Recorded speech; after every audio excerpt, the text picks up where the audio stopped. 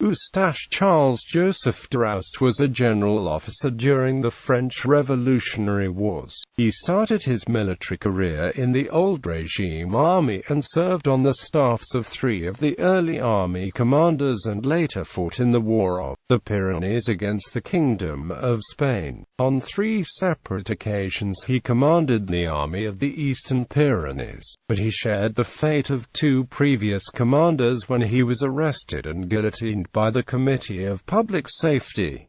Early career: son of Eustache Jean-Marie D'Aoust, who later became a member of the National Convention. Eustache Charles D'Aoust began his military career as a second lieutenant supernumerary without pay in the Royal Regiment of Infantry on the 21st of April, 1778 at the age of 15. He became sous-lieutenant on the 14th of April 1782, second lieutenant on the 23rd of April 1786, and first lieutenant on the 16th of August 1789.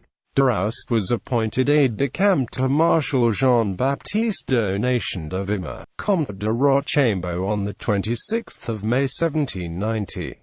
He became captain and adjutant to Marshal Nicolas Luckner on the 21st of May 1792. He became aide-de-camp to General Armand Louis de Gontaut, Duc de Biron on the 13th of July 1792, and received promotion to colonel on the 7th of October. Eastern Pyrenees. D'Aoust was provisionally appointed General of Brigade in the Army of the Eastern Pyrenees on the 2nd of June 1793. He was provisionally appointed General of Division by Representatives Joseph Fabre and Raymond Gaston on the 7th of August, and assumed command of the camp near Perpignan. This was a difficult time to be a general in the Eastern Pyrenees. The Spanish army captured the Fort de Bellegarde, a major fortress, when the siege ended on the 24th of June. Previous commander Claude Souchon de Chameron was in prison and Louis Charles de Flers joined him when he was arrested on the 6th of August. Both Souchon and de Flers were guillotined in 1794 during the Reign of Terror. To make matters worse, the Spanish commander Captain General Antonio Ricardos was a capable opponent. Believing that Ricardos's Spanish army was unstoppable, Hilarion Paul de Puget Barbentane moved his headquarters well to the rear on the 4th of September 1793, putting D'Aoust in charge of Perpignan.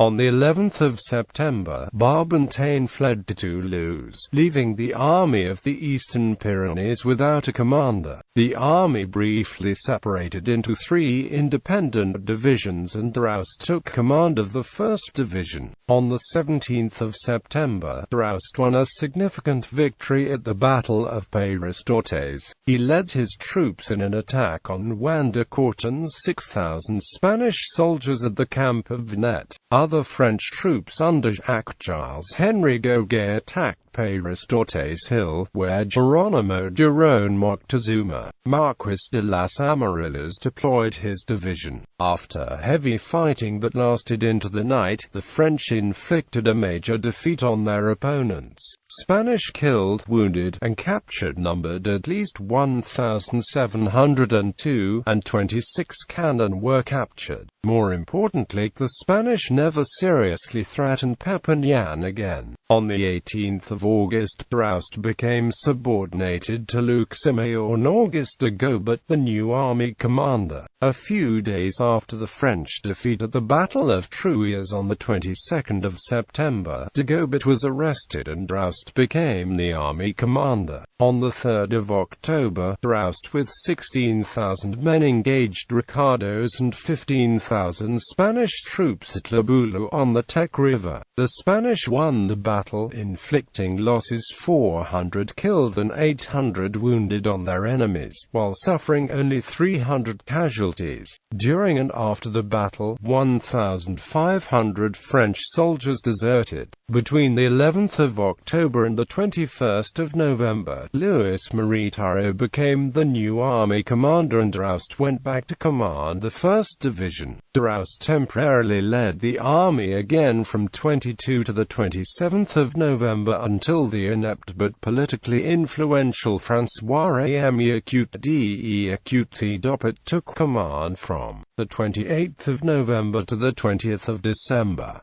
On the 7th of December, Drouast advanced with 10,000 troops to surprise the enemy camp at Ville-Longue-dels-Monts. Ricardos with 3,000 Spanish and 5,000 Portuguese soldiers repulsed the French attack. The French counted 340 killed and wounded, and 312 missing. In addition, 26 cannon, 2 colours, and 2,000 muskets were captured by the Allies.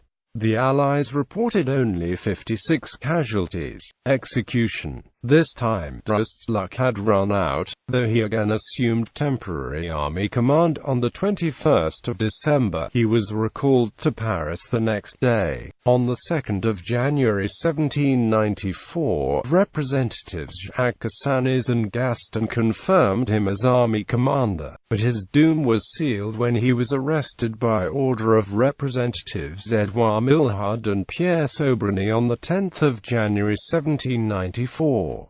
He was also denounced by his jealous rivals, Tharaud and Oppet. Accused of malice and disability, Drouast was sentenced to death by the Revolutionary Court. He was guillotined in Paris on the 2nd of July 1794 at the age of 31 years.